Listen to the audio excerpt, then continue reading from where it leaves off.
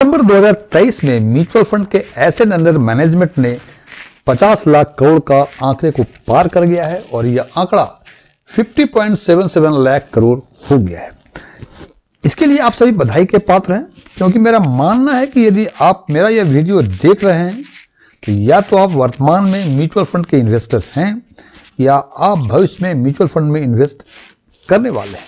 यदि इस आंकड़े की बात करें तो 2013 में म्यूचुअल फंड के asset under management 8.25 lakh crore था, जो 10 वर्षों में बढ़कर 50.77 लाख करोड़ हो गया। यानी पिछले 10 वर्षों ने म्यूचुअल फंड के एसेट अंडर मैनेजमेंट में 10 वर्षों में 6 गुना प्लस का इजाफा हुआ है, ग्रोथ हुआ है। और यदि हम बात करें दिसंबर 2023 में total number of mutual fund investors या फोलियो होल्डर्स की, तो ये आंकड़ा 4.21 करोड़ है और हो सकता है कि 4 करोड़ 21 लाख के फिगर में एक नाम आपका भी हो। इस वीक यानी जो कल 8 जनवरी 2024 से स्टार्ट हो गया, कुल 6 एनएफओ लॉन्च होने वाले हैं, जिसमें से 4 एनएफओ ऑलरेडी लॉन्च हो चुके हैं दिनांक 8 जनवरी 2024 को, यानी कल। और उसमें से एक एनएफओ है डीएसपी का मल्टी कैप फंड, और आज हम बात करेंगे इसी डीएसपी मल्टी कैप फंड के एनएफओ की और इसके डिटेल एनालिसिस करेंगे। और एनालिसिस करने के बेसिस पे हम ये निर्णय लेंगे कि क्या हमें इस एनएफओ के साथ प्रोसीड करना चाहिए, आगे बढ़ना चाहिए या नहीं।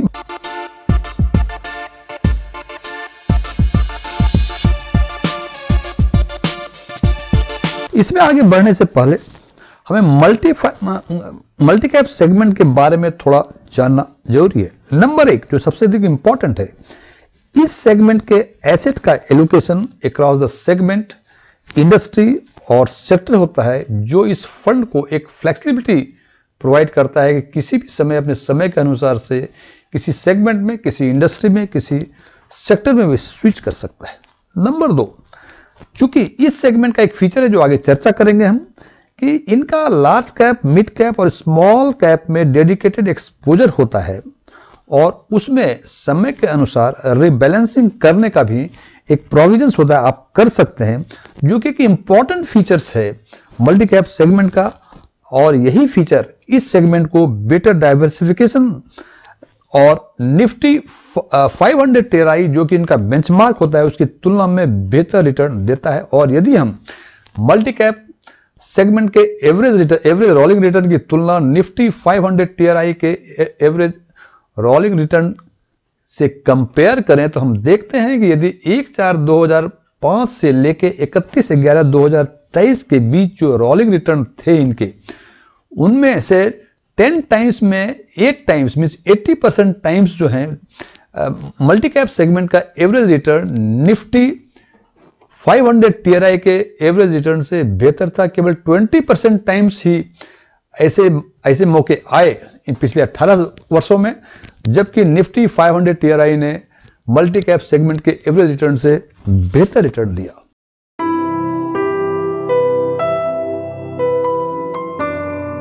डीएसपी मल्टी कैप फंड का एनएफओ 8 जनवरी 2024 को ये ओपन हो चुका है, यानी कल ओपन हो चुका है, और 22 जनवरी 2024 को ये क्लोज होगा। और इस एनएफओ पीरियड में इनका टारगेट है कम से कम 10 करोड़ फंड को मोबिलाइज करने का। यदि ये 10 करोड़ का फंड मोबिलाइज कर लेते हैं तो 22 जनवरी 2024 के 5 बिजनेस डे के अंदर ये पहला एनएवी डिक्लेयर करेंगे और उस दिन से इस फंड में फ्रेश परचेज और रीपरचेज स्टार्ट हो जाएगा। और यदि इस एनएफओ के पीरियड में ये 10 करोड़ जो मिनिमम इनका टारगेट है वो फंड मोबिलाइज नहीं कर सके, तो 5 दिनों के नेक्स्ट 5 बिजनेस डेज के अंदर ये सारे पैसे उन इन्वेस्टर्स को लौटाने होंगे जिन्होंने सब्सक्रिप्शन के लिए इनके पास पैसे भेजे थे। और यदि 5 दिनों के अंदर वो उनको रिफंड नहीं कर पाए तो छठे दिन से 15% पेनल्टी या इंटरेस्ट के साथ उनको वापस करने पड़ेंगे। अब इसमें जो सबसे एक इंपॉर्टेंट चीज है कि इन्वेस्टमेंट का मिनिमम जो अमाउंट है वो 100 रुपये है, और 100 रुपये के बाद कोई भी फंड, आप कोई भी अमाउंट आप इसमें इन्वेस्ट कर सकते हैं। इसमें एसआईपी और एसटीपी का भी प्रोविजन है। इन एसआईपी और एसटीपी में डेली फ्रीक्वेंसी का भी प्रोविजन है, और यदि आप डेली एसआईपी करते हैं तो 100 रुपीज आपको कम से कम एसआईपी का इंस्टॉलमेंट डिसाइड करना पड़ेगा। और यदि एसटीपी की सुविधा लेते हैं तो इसमें भी डेली का फ्रीक्वेंसी है, कम से कम 6 डेज का डेली आपको मैंडेट देना पड़ेगा ट्रांसफर करने के लिए। और इसमें एक जो सबसे इंपॉर्टेंट चीज है जो और फंड से इस फंड को अलग करती है कि बाकी सारे फंड लमसम इन्वेस्टमेंट पे इन्फेसिस करते हैं, लेकिन इनका इन्फेसिस इनके सीईओ का कहना है कि हम इन्फेसिस देते हैं एसआईपी बेसिस के इन्वेस्टमेंट पर, हम लमसम के पे नहीं देते हैं। इसीलिए हमने लमसम का मिनिमम अमाउंट 100 रुपीज ही रखा है, जबकि और फंड में कभी 1000 या 5000 या 10,000 रखा जाता है। लेकिन इन्होंने लमसम इन्वेस्टमेंट का मिनिमम इन्वेस्टमेंट अमाउंट 100 रुपये रखे हैं। यदि हम बात करें जैसे कि हर फंड्स में होता है इसके प्लान और ऑप्शन के बारे में, तो इसमें भी 2 प्लान है, रेगुलर प्लान और डायरेक्ट प्लान। यदि आप इसके बारे में जानकारी रखते हैं तो अच्छी बात है, यदि इसके बारे में और जानना चाहते हैं तो हमारे दिए गए प्लेलिस्ट में जाके इसके बारे में जानकारी ले सकते हैं।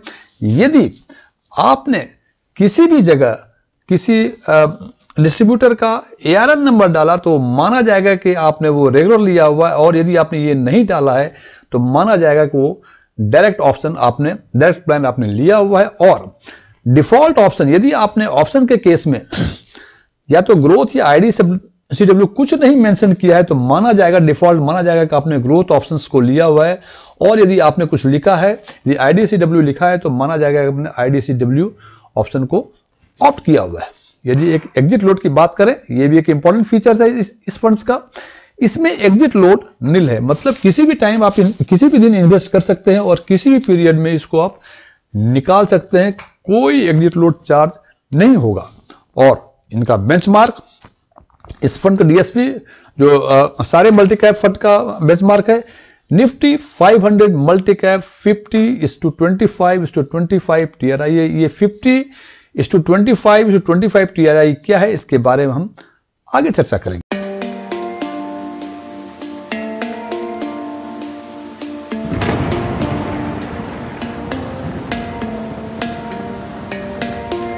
अब यदि यह बातें करें कि इस फंड में कौन कौन इन्वेस्ट कर सकते हैं, तो सबसे पहला जो रेसिडेंट इंडिविजुअल है, आइदर सिंगली और ज्वाइंट किसी भी रूप में वो इसमें इन्वेस्ट कर सकते हैं। यदि आप ज्वाइंटली करते हैं तो मैक्सिमम जो फोलियो होल्डर्स होंगे वो 3 होंगे, 3 से अधिक ये एक्सेप्ट नहीं करता है। HUF भी इसमें इन्वेस्ट कर सकता है, पार्टनरशिप, प्रोप्राइटरशिप भी इसमें इन्वेस्ट कर सकते हैं, LLP यानी लिमिटेड लायबिलिटीज पार्टनरशिप अकाउंट भी इसमें इन्वेस्ट कर सकता है, और companies, bodies, corporate, public sector undertaking, ये सारे एंटिटी भी इस फंड में इन्वेस्ट कर सकते हैं। अब बात करते हैं इनके फंड मैनेजर्स की। पहला फंड मैनेजर है मिस्टर चिराग दागली, 44 ईयर्स इनकी उम्र है और इनको इस फील्ड में 22 साल का एक्सपीरियंस है। दूसरे हैं जय कोठारी जो कि डेडिकेटेड हैं ओवरसीज इन्वेस्टमेंट के लिए, इनकी उम्र 42 साल है और इनका 18 साल का एक्सपीरियंस है इस फील्ड में। अब हम बात करते हैं कि इनका इन्वेस्टमेंट स्ट्रेटेजी क्या है, इनका जो फंड का एलोकेशन होगा वो क्या होगा। तो इस सेगमेंट में जो फंड का एलोकेशन होगा 75 to 100%, ध्यान से देखें 75 to 100% ये इक्विटी या इक्विटी रिलेटेड इंस्ट्रूमेंट में करेंगे across the segment, industry and sector. इसका मतलब जो भी फंड आप इन्वेस्ट करेंगे उसका कम से कम 75% और मैक्सिमम 100% वो किसी भी सेगमेंट में, किसी भी इंडस्ट्री में, किसी भी सेक्टर में कर सकता है। यानी वो हो सकता है लार्ज कैप में करें, मिड कैप में करें, स्मॉल कैप में करें, यदि इंडस्ट्री की बातें करें, सीमेंट इंडस्ट्री में करें, सॉफ्टवेयर इंडस्ट्री में करें, किसी इंडस्ट्री में करें, सेक्टर, किसी भी थीम बेस्ड सेक्टर में ये इन्वेस्ट कर सकते हैं। इनका कोई बार नहीं है कि उनको इसी सेगमेंट में करना पड़ेगा या इसी इंडस्ट्री में करना पड़ेगा या इसी सेक्टर्स में करना पड़ेगा, कोई डेडिकेटेड सेक्टर्स इनका नहीं है। जहां तक बात है सेगमेंट में, सेगमेंट वाइज इन्वेस्ट करने की, तो जैसा कि हम जानते हैं कि प्राइमरी 3 सेगमेंट होते हैं, लार्ज कैप, मिड कैप और small cap. Multi cap segment में ये लिमिटेशंस है कि कम से कम लार्ज कैप में 25%, मिड कैप में 25% और स्मॉल कैप में 25% इनको किसी भी टाइम इन्वेस्टेड रहना ही पड़ेगा। यानी 75% जो डिस्ट्रीब्यूशन होगा एलोकेशंस का, उसमें कम से कम 25% लार्ज कैप में होंगे, 25% मिड कैप में होंगे, 25% स्मॉल कैप में होंगे, और रिमेनिंग जो 25% बचेंगे वो या तो इन तीनों सेगमेंट में से किसी सेगमेंट में इन्वेस्ट कर सकते हैं, या वो 25% जो बचेंगे वो डेट इंस्ट्रूमेंट में, मनी मार्केट इंस्ट्रूमेंट में या अदर सिक्योरिटीज में भी इन्वेस्टमेंट कर सकते हैं। और ये 25% का जो इनके फ्रीडम दिया हुआ है, ये डिपेंडिंग अपॉन द सिचुएशन कि उनको यदि इक्विटी में करना हो तो लार्ज कैप में भी कर सकते हैं, मिड कैप में भी कर सकते हैं, स्मॉल कैप में कर सकते हैं, और यदि उनको लगे कि उनको कुछ डिफेंसिव होना चाहिए तो वो उस 25% को डेट में, मनी मार्केट इंस्ट्रूमेंट में या अदर सिक्योरिटीज में भी इन्वेस्ट कर सकते हैं।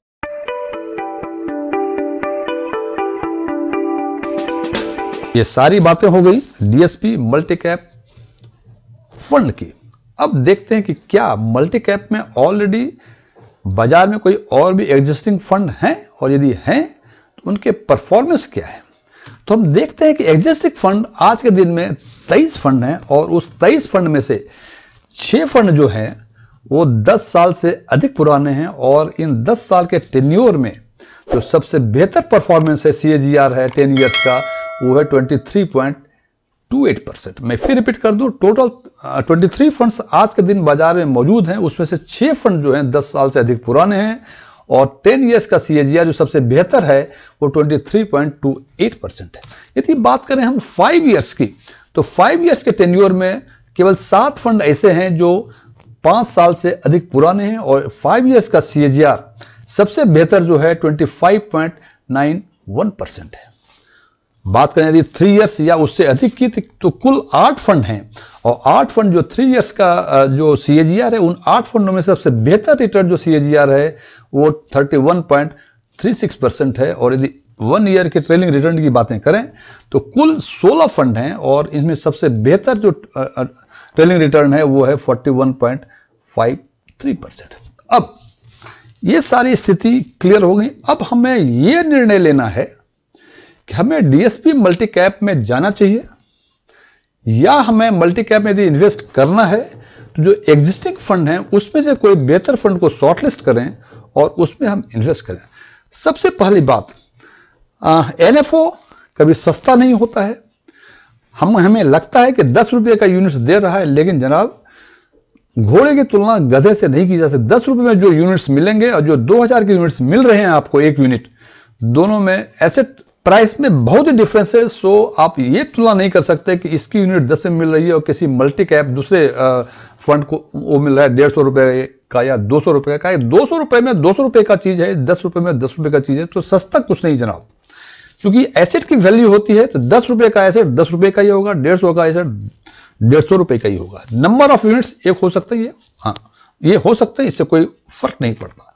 नंबर 2, NFO में अभी उस फंड को टेस्ट होना होता है कि आगे पता नहीं, हो सकता है इससे ही बेहतर करे या इससे खराब करे, अभी ये रिस्क है। लेकिन जो एग्जिस्टिंग फंड जिसको हम 10 साल 5 साल से हम देख रहे हैं उसका परफॉर्मेंस को, तो हमें इन दोनों को यदि कंपेयर करें तो हमें लगता है कि डीएसपी मल्टी कैप फंड में 2-3 फीचर्स इंपॉर्टेंट हैं कि इन्होंने एम्फेसिस दिया है सिस्टमेटिक इन्वेस्टमेंट प्लान के थ्रू मोड के थ्रू इन्वेस्ट करने का, जो कि आमतौर पे AMCs जो होते हैं वो लमसम इन्वेस्टमेंट को इंसिस्ट करते हैं। दूसरा, इनका एग्जिट लोड 0 है, कभी भी आप इन्वेस्ट करें, कभी भी बायबैक करें, कोई इशू नहीं है, आपको कोई एग्जिट लोड नहीं लेगा। लेकिन फिर भी इन दोनों फीचर के बेसिस को एक तरफ रखें और जो एग्जिस्टिंग फंड है इनका परफॉर्मेंस को देखें तो जनाब 10 ईयर्स का CAGR 23.28%। हम मानते हैं कि यदि हम फंड को शॉर्टलिस्ट करेंगे, हो सकता है कि ये फंड शॉर्टलिस्ट हम ना कर सके जिसका परफॉर्मेंस की 23.28% है। लेकिन